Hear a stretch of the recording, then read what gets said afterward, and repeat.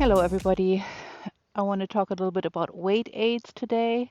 As you know, we're influencing our horse in terms of his or her speed and direction via our leg aids, via our hand and rein aids, and then, of course, the third component is the weight aids. How do we apply our weight and our seat to what we want to communicate to our horses? And one really important thing to start with is to imagine you're the horse and you're carrying this vertical weight on top of you. And the horse, as a horizontal four-legged structure, has to receive with all his sense perceptions, what we want to do with him, what or how do we want to become first part of his motion, and then how do we influence it? How do we communicate whether we want to go straight or on a curve, faster or slower, maybe halting or stopping, reining back, all these different things that are really greatly influenced by how we hold our body on top of this horse's lovely back. Okay, so to start with, imagine you want to create one boxy unit up here on the horse. Like I always call it a cabinet. That is a term that Charles de Comfy coined, and I really like that because it means that you're creating a positive tension throughout your whole upper body. And the way you're going to do that is you're going to, rather than slumping and being kind of loosey-goosey up here, you're going to roll your shoulders back, maybe drop them down a little bit. That creates in itself, like in ballet, a little bit of a positive tension in your upper body. And then, of course, you want to get in touch with your core muscles. And the way you're going to do that is you can just sit vertically and just lean slightly back. And that's when you're starting to feel how you can engage with your core muscles. Now, I don't want you to sit and lean back the whole time, but that is one way to just even know where those muscles are and how you can engage them in all three gaits, right? So your arms also, a lot of movement with the arms will feel to the horse like separate pieces of weight that, he somehow has to fit into this whole motion process that he's trying to perform with us. And so the arms, the closer you can keep them to your body, the better. That doesn't mean that they can't go forward and backward. Of course they can, in the walk and in the canter especially. In the trot, the hands are very quiet, so that solves itself. So try and keep your elbows loosely connected or sort of moving against your rib cage back and forth. And that, again, helps to create this cabinet feeling for the horse. The head is another piece. A lot of people, especially if they're riding in different disciplines and are used to looking for jumps and other things, while they're riding forward or on a circle, they're looking off to the side with their head. And the head has such a big impact on how the horse perceives us vertically. If you look into a certain direction, that a lot of times can mean that that's where you want to end up riding. That's how that translates through our seat bones into how the horse perceives us, right? So ideally, the head should always be, when you're riding a linear pattern, not a lateral pattern, then you should look in the direction that you're wanting to ride. Ideally, maybe through your horse's ears, and you can always imagine maybe you have one or two horses ahead of you, and you follow them, and that way you can always, knowing exactly where your whole body tells the horse where to go, how and where to go. So now, vertical alignment means a lot to a horse. A rider that sits right straight on top of the vertical is ideal, of course.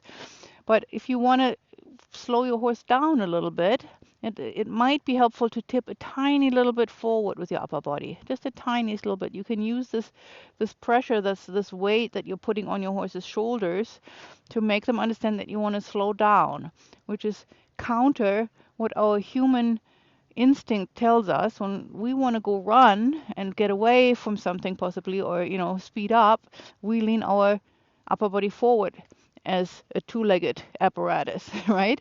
But when we're on top of a horse, we don't want, if we want the horse to go forward, we don't want him to, carry and have to push up against this extra weight that we're putting on his shoulders when we want him to go forward.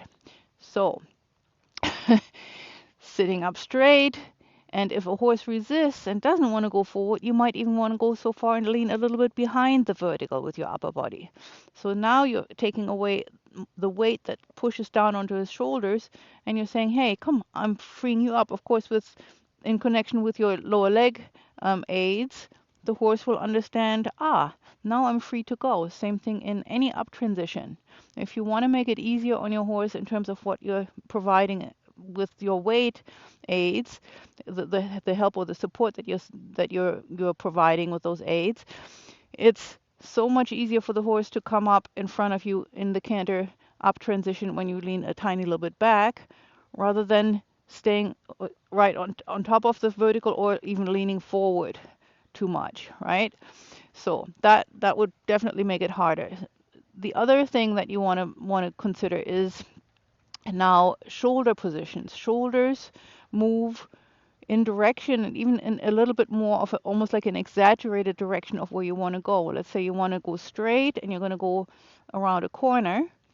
In the corner, your inside shoulder will move back a little bit or quite a bit, depending on how sharp of a corner you want to ride. And again, this translates into your seat bones. You can try it out when you're standing, or when your horse is standing and you're sitting on your horse. Your inside shoulder goes back a little bit. Let's say you go straight forward and turn right. Inside shoulder goes back. What does that mean? It means your seat bones rotate a little bit in the saddle, right?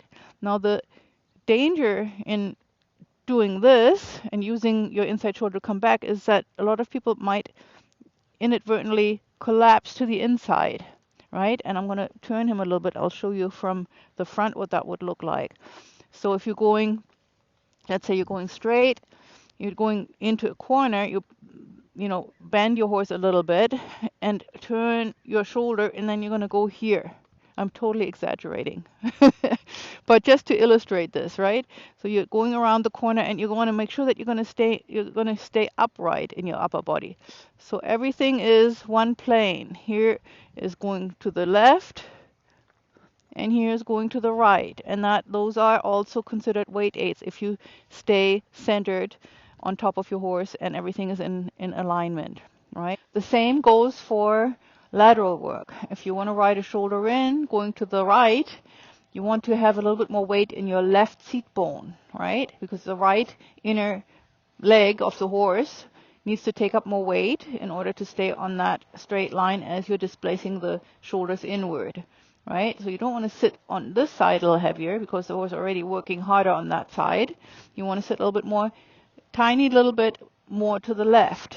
And what that means is, I always say align, keep your shoulder and your hip aligned as you're shifting your weight.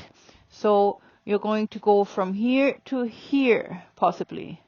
You know, and I'm just demonstrating right now. The degree varies from horse to horse, but what you don't want to do is, when I say sit a little bit more to the left, is this, which is, again, it's human instinct to want to lean with the upper body, but that way you actually really putting more weight onto your right seat bone. Can you see that?